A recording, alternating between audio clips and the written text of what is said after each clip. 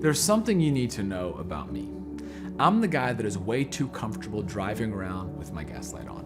My wife fills up her car with gas when she hits a quarter of a tank like a responsible adult, but me, no. I like to live on the edge, people. Well, I'm embarrassed to say that earlier this year, literally just a few months ago, this lifestyle caught up to me.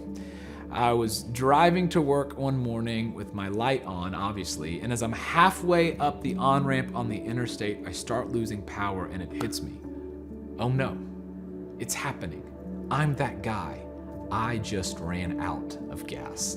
In all my shame, I pull over, turn my hazards on, and call a friend of mine I work with to help me out. I severely overestimated how far I could go without filling back up. And I took it so far that I ended up depleting everything and couldn't go any further. It's also me in life sometimes, going, depleting what's on the inside, pushing my mental, emotional, and spiritual health to the limits without slowing down long enough to allow God to fill me back up. And when I get to that point, I'm living with a lot less joy and a lot more stress, worry, fear, and fatigue heading towards burnout. My heart has recently been connecting with this short little prayer found in Psalm 51. Restore to me the joy of your salvation and grant me a willing spirit to sustain. If something is being restored, then the implication is that something has been depleted. When I'm running on empty, everything I'm doing, all the stress I'm feeling, all the difficulty I'm navigating wants to steal my joy. And what does it look like to recenter?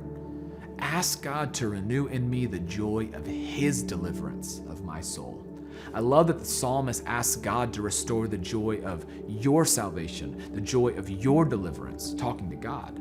I often think of salvation in terms of my salvation, but I love the reminder that God is the one that gave it to me.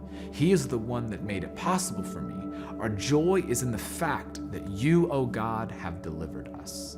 So no matter where you are today or what you're navigating, take a 60-second break and pray this psalm. Ask God to restore the joy that's been depleted. Ask God to renew what's become too normal. Rejoice in the reality that we have a Heavenly Father that sees us and loves us. Allow your heart to be reminded that no matter what you face, we have a God that is so for us, He sent His Son to die and to save us.